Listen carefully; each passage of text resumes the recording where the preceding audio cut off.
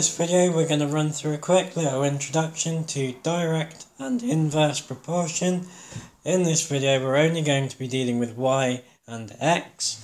I'm going to do two separate videos on direct and inverse proportion where we'll go into far much more detail. Proportion questions aren't always just to do with x. They might be x squared or x cubed or the square root of x, and of course we do use different letters. In this video we're just going to be looking at proportional relationships between y and x. So let's get cracking. So first of all then, if two things are in direct proportion, it means that their values change in the same manner. So if y and x are proportional, if they're in direct proportion, we write this as y alpha x. Now this little squiggle in between y and x here is the Greek letter alpha. We use it for proportion. It does look a bit like a fish, so if you want to think of it as a fish, absolutely fine. So we would read that as y is directly proportional to x. Now if two things are in direct proportion and the value of one of them were to double, then the value of the other would double as well. So if y was directly proportional to x and the value of x was to double, the value of y would also double. So on the left here we can see that as they both get bigger at the same time, or on the right they get smaller at the same time. So if the value of x was to half, the value of y would also half. Now this is not to say that y and x are equal to each other. If they were equal, then they wouldn't be in proportion. So we say then, when dealing with direct proportion, y is equal to k times x. Now k is called the constant of proportionality. It is the value by which y and x are in proportion.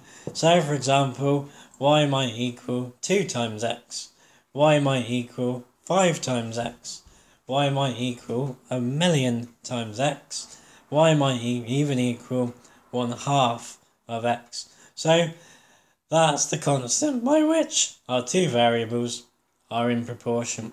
And it's always our first job when dealing with proportion questions to find that value. More on that later. Okay, so that brings us to inverse proportion. When two things are inversely proportional, they change in opposite ways. So when one of the variables increases in size, the other decreases. Now when dealing with inverse proportion, we say that y is proportional to 1 over x. Or we can just read that as y is inversely proportional to x. So what's going on here? As the value of x increases, the value of that fraction is decreasing, so y is decreasing. Remember, as the value on the bottom of a fraction gets bigger, the overall value of the fraction is decreasing. Whereas on the flip side, as x gets smaller, the fraction's value is increasing, so as x decreases, y increases. Inverse proportionality. So on the left here we can see then, as y has increased, x has decreased in size, or on the right, y has decreased, but x has increased. Now when dealing with inverse proportion, the equation that we use is y equals k over x. Again, k is our constant of proportionality, and our first job when dealing with questions is to find the value of k. Before we get there though, let's have a cheeky little recap. So when two things are directly proportional, we write y is proportional to x, and the equation that we use is y equals k times x. Or if our two variables are inversely proportional, we would say that y is proportional to 1 over x, and the equation that we use is y equals k over x. So let's have a cheeky look at our game plan before we get to the examples. So a typical proportion question rolls something like this. You'll be told how the two variables are proportional, and you'll be given initial values. So you'll be given a value of x for a corresponding value of y. Now we use those two values to find the value of k, the constant of proportionality, by substituting our initial values into the corresponding equation. Once we know the value of k, we then know the exact relationship between the variables. We know the formula that links the two, and then very often we will be asked to use our exact relationship to find other values, as we will see in the next few questions. Okay, so here I'm going to run through 4 examples. Remember, I'm going to go into far more detail with each type of proportion in their own separate videos, but these are some nice little beginner questions to get us started. So, y is directly proportional to x. First thing I would do is write down the proportion. Y is proportional to x, so that tells us then the equation we need to use. Y is equal to k times x. So that's what I picked up from that first line. Now we've got our initial conditions. X equals 4 when y equals 8. So before we even worry about the third line, we can use our initial values to work out the value of k. So x equals 4 when y equals 8.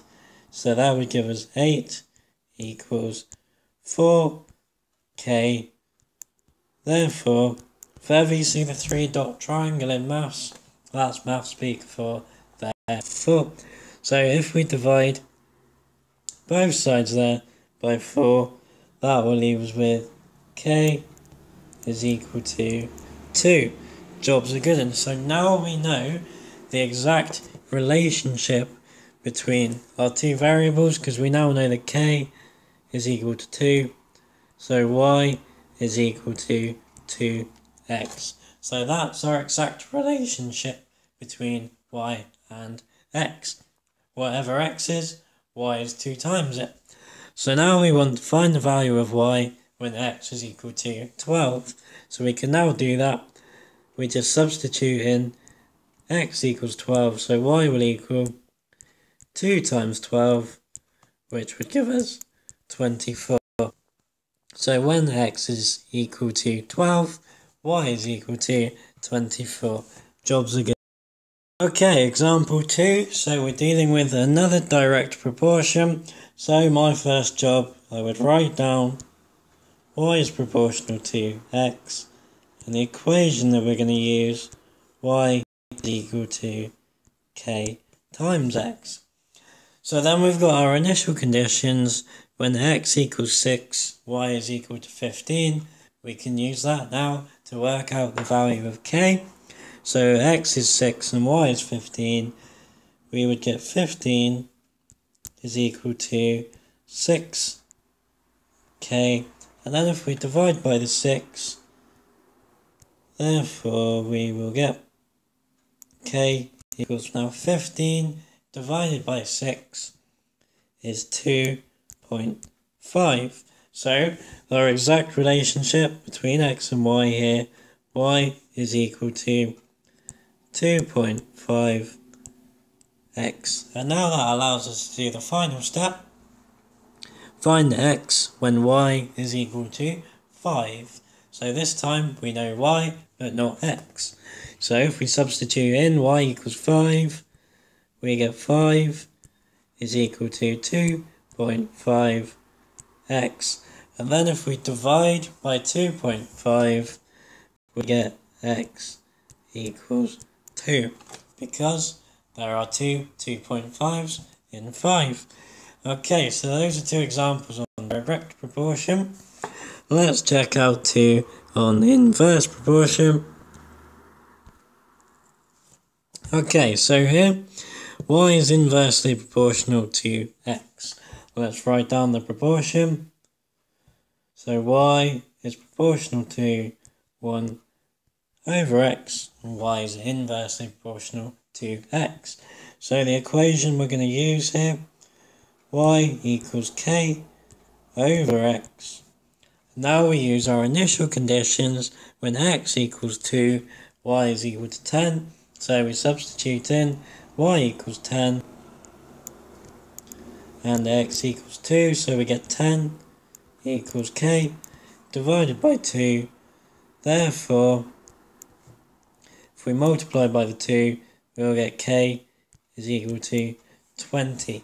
So the exact relationship here between y and x, y is equal to 20 divided by x. So now we can finish off the question. Find y when x equals 4. So we substitute in x equals 4. We get y is equal to 20 divided by 4, which will give us 5. So when x is equal to 4, y is equal to 5. Now let's check that inverse proportion has happened there. Our initial conditions were when x equals 2, y equals 10. X has increased to 4 and y has decreased to 5, as we would expect in inverse proportion. Okay, let's check out a final example. Okay, so we've got another inverse proportion, so y is inversely proportional to x.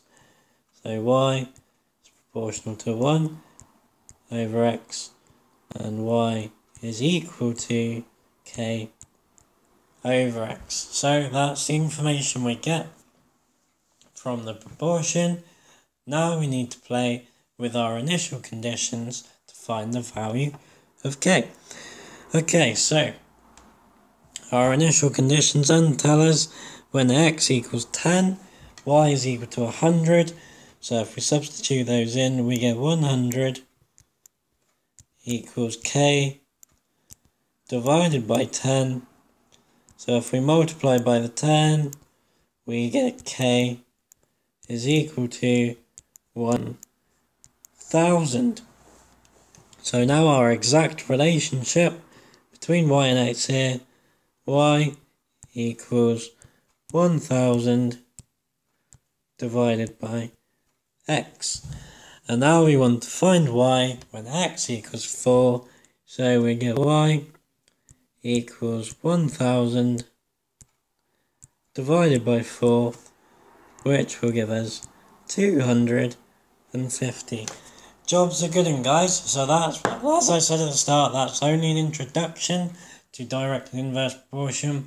Be sure to check out the separate videos on them for much more information on the two. Cheers, guys. Was this video helpful? If so, be sure to leave a thumbs up and a comment telling me how you get on. For any further information, you can follow me on Facebook and Twitter and send requests or any feedback you have. Search for Maths with Mouth. Cheers, guys.